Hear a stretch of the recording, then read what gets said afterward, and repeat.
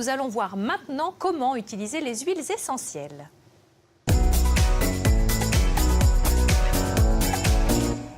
C'est Laura Martin du Puy-en-Velay en Haute-Loire qui a une question pour nous. On l'écoute. Bonjour, je m'appelle Laura, j'habite au Puy-en-Velay. J'aimerais savoir s'il existe des risques à utiliser les huiles essentielles par voie orale sans avoir suivi de formation. Merci, ensemble c'est mieux. Merci Laura pour votre question. On va bien sûr y répondre dans un instant. Mais auparavant, Karine, est-ce que tu sais ce qu'est une huile essentielle et surtout comment on la produit? Écoute, oui, j'ai eu la chance d'ailleurs d'aller en Corse, de visiter la fabrique d'huiles essentielles. J'ai encore dans le nez la puissance du romarin, c'est formidable. Voici un petit récapitulatif de tout ce qu'il faut savoir sur les huiles essentielles.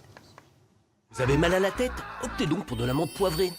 Vous avez sans doute déjà entendu ça, car aujourd'hui, pour soigner nos bobos du quotidien, on nous propose un peu partout des huiles essentielles. Et si leur utilisation est vieille comme le monde, car les hindous et les égyptiens s'en servaient déjà, c'est un Français qui instaure au début du XXe siècle l'usage des huiles essentielles à but thérapeutique. L'aromathérapie est ainsi née. Merci bien, mais c'est quoi une huile essentielle ? Eh bien, c'est un concentré d'arômes contenu dans une plante que l'on récupère un peu comme si on pressait un citron pour n'en garder que le jus.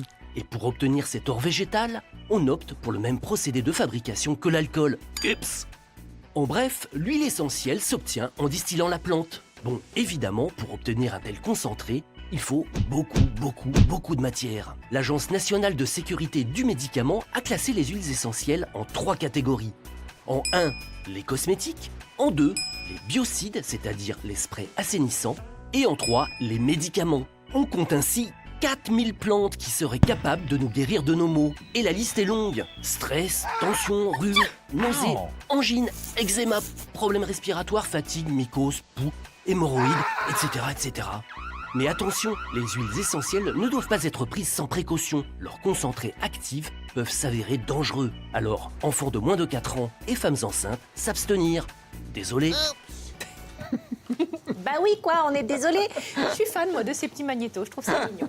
On en sait désormais plus sur les huiles essentielles, mais je vous rappelle surtout la question de Laura du Puy-en-Velay. Elle voulait savoir comment utiliser les huiles essentielles par voie orale sans formation. Voilà, et pour lui répondre, et pour répondre à toutes les questions que vous pouvez vous poser sur les huiles essentielles, eh bien nous recevons Clotilde Palaillé. Bonjour Clotilde, qui est docteur en pharmacie, micronutritionniste et fondatrice de l'Aromatech à Lyon, dont on parlera bien évidemment. On a vu dans ce sujet comment se fabriquent les huiles essentielles. On a vu que c'est une forme de concentré en fait de plantes qui possèdent diverses propriétés.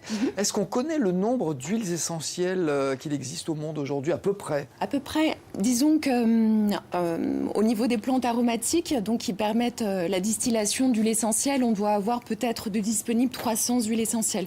Mais dans le commerce, celles que vraiment vous trouvez tous réalistement et qui sont utilisées, il y en a peut-être 100, 120 qui sont communes. D'accord. Et du coup, est-ce qu'elles ont toutes des propriétés cosmétiques, assainissantes, médicinales ? Ah oui, toutes les huiles essentielles, donc en fait, ce sont des composés biochimiques. C'est de la biochimie naturelle, certes, mais c'est de la biochimie. Donc, c'est vraiment un concentré de principes actifs. Et qui dit molécule va dire activité. Alors, thérapeutique, mais dans le thérapeutique, il peut y avoir la dermato, c'est-à-dire la cosméto.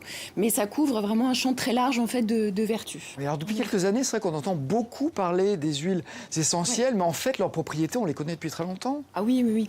Je dirais que c'est l'usage en fait des plantes médicinales qui est depuis toujours. C'est juste plutôt les techniques humaines d'extraction en fait des principes actifs qui a évolué dans le temps.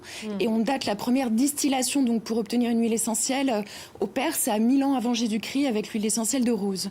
Mais c'est une question d'évolution de technique en fait qui nous amène à l'évolution de l'usage des plantes médicinales. Voilà. On va arriver à l'utilisation par voie orale. Oui, parce que c'était intéressant. Oui. Ça, ouais. Mais déjà par voie externe. Est-ce que ça peut être dangereux ? Alors, c'est toujours un peu difficile de répondre très rapidement. Et c'est, je dirais, peut-être tout le problème du sujet de l'aromathérapie qui amène du coup à un message généraliste de prudence où on dit pour toutes les huiles, attention, pas chez les femmes enceintes, pas chez les enfants de moins de 3 ans, attention chez les épileptiques, parce qu'en effet, il y a potentiellement quelques toxicités. Et quelles que soient les voies d'administration, même si en effet, Karine, c'est la voie orale qui est la plus toxique, c'est sûr. La voie respiratoire est la moins dangereuse, la voie cutanée un petit peu plus, puis c'est la voie orale avec laquelle on fait attention. Mais en fait, dans nos 120 huiles essentielles, on a peut-être en fait une douzaine qui nous posent réellement de soucis. Voilà, qui sont sujettes à caution, avec ça. lesquelles il faut faire très attention. Voilà. Quand on parle de risques, c'est quoi les risques? Alors, dans l'aroma, à un moment donné, on est obligé en formation de s'intéresser à minima donc à la biochimie. On va comprendre qu'on a une douzaine de familles biochimiques qui composent les principes actifs de ces huiles essentielles. Et dans ces 12 familles biochimiques, il y en a 2 particulièrement qui posent souci. La famille des phénols, qui risque d'être dermocaustiques pour la peau. Ça attaque la peau. Voilà, ça peut brûler. C'est des huiles essentielles comme l'origan, la cannelle, la sarriette, l'huile essentielle de girofle, donc qui peuvent brûler la peau, ce qui va demander des bonnes pratiques d'usage. Utiliser, alors déjà, c'est pas des huiles essentielles de la peau si ça brûle la peau.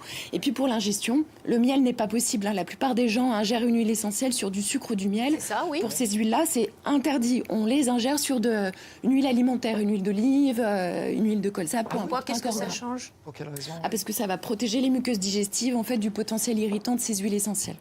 Et le miel, non, pas du tout. Ah mais oui, mais le miel c'est acide en plus. C'est un pH acide. En tout cas ici c'est fait pour couvrir la saveur. Après le miel est quand même un sucre plus intéressant qu'un sucre blanc, c'est certain.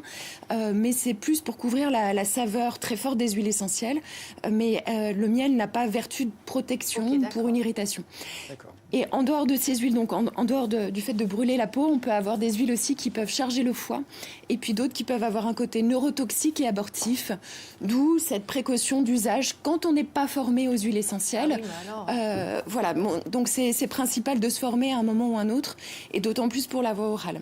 Où est-ce qu'on se forme? Alors, chez nous, à l'Aromatech. Voilà. Donc les formations, voilà, dès que vous voulez les utiliser un peu plus pour votre famille, c'est indispensable. On ne peut pas se suffire. Alors un ouvrage, ça permet de déblayer, de dégrossir, de s'informer à minima, mais derrière, il faut se former sur de la pratique. Si, pour la famille, justement, si on avait besoin, si vous voulez vous y mettre à la maison, vous vous dites déjà quelles sont les huiles essentielles de base pour quels mots? Mots de tête, mots de ventre, ceux qui reviennent le plus souvent. Comment on s'en sort? Avec un truc de base. Oui, alors on essaye de proposer en formation ce qu'on appelle la trousse d'aroma familiale, avec une douzaine d'huiles essentielles. Disons que très souvent, par les ouvrages, les sites internet, très vite on a envie d'acheter plein d'huiles, une quarantaine. Et en fait, il vaut mieux en avoir peu, 10, 12, très bien connaître toutes les propriétés, parce qu'en fait, une huile essentielle peut avoir des fois 5, 6 propriétés différentes. Avec, par exemple, l'huile essentielle de basilic, on va pouvoir traiter aussi bien du digestif que du musculaire, et aussi le syndrome prémenstruel, que la colique du nourrisson. Donc on va vraiment avoir des vertus très différentes. Mais comment ça, la colique du nourrisson, si on ne peut pas les utiliser pour les enfants? Alors non, ça c'est le message général pour la population quand vous n'êtes pas formé. Mais en fait, il y a certaines huiles qui peuvent être utilisées chez la femme enceinte, allaitante et l'enfant de moins de 3 ans. Mais il faut juste les connaître. Voilà, il y a un message global pour se protéger. Alors, il y a des exceptions. Non pas que je sois enceinte, mais ça me... alors, pour vous en citer quelques-unes, le petit grain bigaradier, la lavande, la marjolaine à coquille, le titri, le basilic, on pourra l'utiliser. Il faudra bien le diluer, mais c'est une des huiles quand même courantes. Le gingembre aussi. Mais là, du coup, on est par voie orale? Non, jamais. Comment? Alors attention. Ah, jamais. Voilà, donc il y a 3 voies d'administration, la respiratoire, cutanée et voie orale. Jamais de voie orale chez les nourrissons, c'est évident. Et alors, l'enfant, c'est compliqué. Limite. Et pour les adultes, la voie orale? Elle est tout à fait possible. Et après, donc, ce que je vous indiquais, c'est juste, il y a quelques huiles à connaître, une dizaine, mais dont l'amande poivrée, alors que c'est quand même une des plus courantes. Ça, c'est pour le mal de tête, ça. Ouais, mais du coup, elle a un potentiel neurotoxique, elle est contre-indiquée chez l'épileptique et la femme enceinte. De la prudence. Attention. Mais dis donc, faut avoir voilà. Mais ça, c'est obligatoire. Moi, je sais que... au magasin, vous venez vous acheter une menthe poivrée, on vous posera toujours la question, vous n'êtes pas épileptique. Simplement, il ne s'agit pas non plus de créer de l'anxiété chez... Alors, on l'a vu, il vaut mieux avoir une formation quand on les utilise fréquemment et pour être certain justement de bien les utiliser. En revanche, quand on les achète, comment est-ce qu'on peut être sûr d'avoir de bonnes huiles essentielles? Est-ce que tout est dans la composition? La provenance aussi est importante? Oui. C'est un sujet très intéressant, d'autant plus actuellement parce qu'il y a un effet mode sur les huiles essentielles. Donc il y a énormément de propositions et souvent aux clients que j'ai en cours, moi je leur explique le parallélisme avec le domaine du vin parce que ça on connaît bien, donc c'est assez facile à comprendre. Mais on est codépendant bien sûr de l'environnement, de la qualité de l'agriculture et puis aussi codépendant d'un artisanat, c'est-à-dire d'une qualité de distillation. Et tout ça va faire la qualité finale de l'huile essentielle. Et de pas se leurrer, c'est pas parce que les huiles essentielles sont naturelles qu'il n'existe pas, comme dans le domaine du vin, des systèmes d'assemblage ou d'autres choses. Donc c'est important de connaître la traçabilité des huiles essentielles, c'est principal. Voilà. Et par rapport à ça, nous, je sais qu'on on a un certain engagement auprès des producteurs en fait d'huile essentielle parce que quand on voit le travail que ça demande de distiller, vous avez certaines huiles qui demandent une quinzaine, une vingtaine d'heures de distillation, donc c'est énorme. Et il faut comprendre quelque chose, c'est que quand on trouve des huiles essentielles à 2,50 € les 10 millilitres, c'est pas possible par rapport au temps passé. C'est qu'il y a un petit problème. Il y a un problème. Bon. On va vous réinviter pour en parler parce que c'est un sujet passionnant. Merci mille fois Clotilde, on aurait encore plein de questions. Je résume, lorsque vous voulez utiliser les huiles essentielles, vous nous l'avez très bien expliqué, les livres c'est bien mais ça ne suffit pas, il faut vraiment une réelle formation, que ce soit un emploi par voie orale, sur la peau ou encore respiratoire. Merci mille fois. Merci.